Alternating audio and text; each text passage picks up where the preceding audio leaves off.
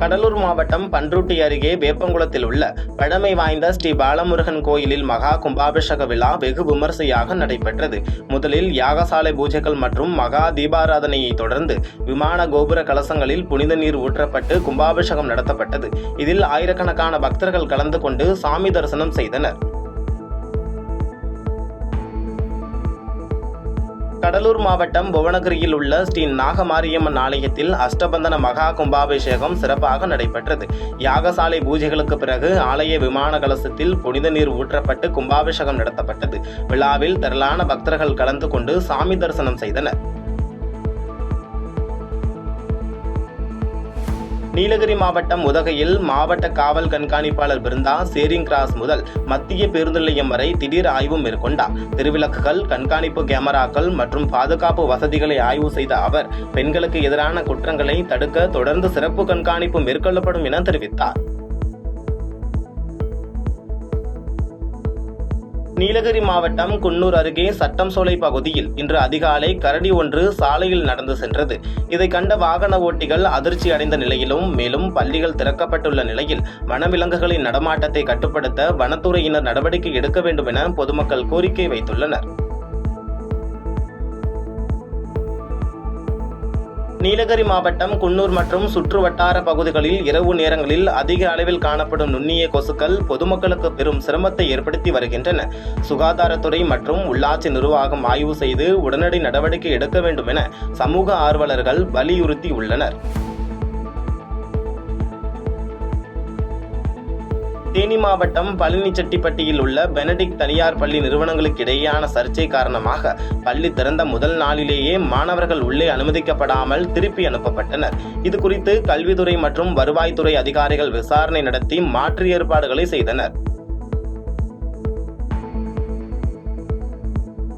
மயிலாடுதுறை மாவட்டம் கொள்ளிடம் பகுதியை சேர்ந்த விவசாயி ஒருவர் விளையாட்டை விட விவசாயம்தான் மிகவும் எளிதானது என்ற அமைச்சரின் கருத்துக்கு விவசாயி நேரடியாக வயலில் இருந்து விவசாயத்தின் சவால்களை விளக்கி அமைச்சரின் கருத்துக்கு பதிலளித்த வீடியோ சமூக வலைதளங்களில் வைரலாகி வருகிறது. விவசாயத்தின் கஷ்டங்களை உணர்ந்து பேச வேண்டும் என அவர் வலியுறுத்தியுள்ளார். பூமிக்கு இல்லைன்னா மண்ணுக்குன்ட்டு வாடுற விவசாயி தான் நாங்களாம். அதை ஃபஸ்ட்டு புரிஞ்சு பேசுங்க. விவசாய விளையாட்டை சொல்கிறத குத்த சொல்லலை, விளையாட்டும் நாட்டுக்கு தேவை தான். இருந்தாலும் அதை விட இன்னும் உணவு வேணும், அதுலேயும் தான் முடியுமா? அதனால் விவசாயம் தான் மெயின், அடுத்து தான் விளையாட்டு. நீங்கள் விளையாட்டுக்கு போகிறவங்க பாருங்கள், விவசாயம் பண்ண பாருங்கள், தென்னை மரம் இறங்குறவங்க பனை மரம் இறங்க பாருங்கள், எந்த அளவுக்கு கட்டுமஸ்தாக உடம்பு இருக்குன்னு. விளையாட்டில் மட்டும்தான் உடம்பு ஆரோக்கியம் கிடையாது, விவசாயம் பண்ணாலும் உடம்பு ஆரோக்கியமாக இருக்கும். அதனால் விவசாயத்தை கேவலம் பேசாதீங்க, விவசாயத்தை தெரிஞ்சுட்டு பேசுங்க. நீங்கள் கிராமத்து பக்கம் வாங்க, விவசாயம் எவ்வளோ கஷ்டப்படுறான்னு தெரியும் உங்களுக்கு. வாய்க்கு பேசாதீங்க, அமைச்சர் ஆகிட்டீங்க. நீங்கள் அனைத்து மக்களுக்கும் அமைச்சர், அதை மனசில் வச்சுக்கிட்டு பேசுங்க.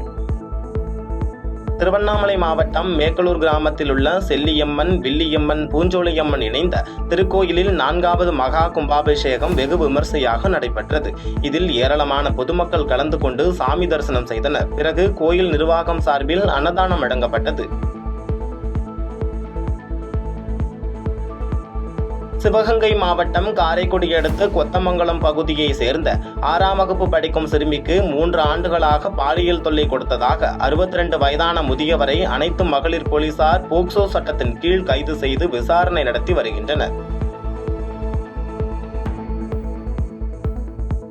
கோயம்புத்தூர் பொள்ளாச்சியில் உள்ள தனியார் பள்ளியில் பள்ளிகள் திறந்த முதல் நாளில் மாணவர்களுக்கு பொள்ளாச்சி மேற்கு காவல்துறை ஆய்வாளர் மீனபிரியா தலைமையில் போதைப்பொருள் பயன்பாட்டின் தீமைகள் மற்றும் குழந்தைகள் பாதுகாப்பு குறித்து காவல்துறையினர் விழிப்புணர்வு நிகழ்ச்சி நடத்தினர். இதில் மாணவர்கள் ஆர்வத்துடன் கலந்து கொண்டு கேள்விகள் எழுப்பினர். செய்திகளை உடனுக்குடன் தெரிந்து கொள்ள கீழ்கண்ட கேபிள் மற்றும் டிடிஎச் நெட்வொர்க்குகளில் எம்நாடு செய்தி தொலைக்காட்சியை காணுங்கள். பாதகம் செய்பவரை கண்டால் நாம் பயம் கொள்ளலாகாது பாப்பா. மோதி மிதித்து விடு பாப்பா, அவர் முகத்தில் உமிழ்ந்து விடு பாப்பா. அண்மை செய்திகளை உடனுக்குடன் தெரிந்து கொள்ள இணைந்திருங்கள் எம்நாடு தொலைக்காட்சியுடன்.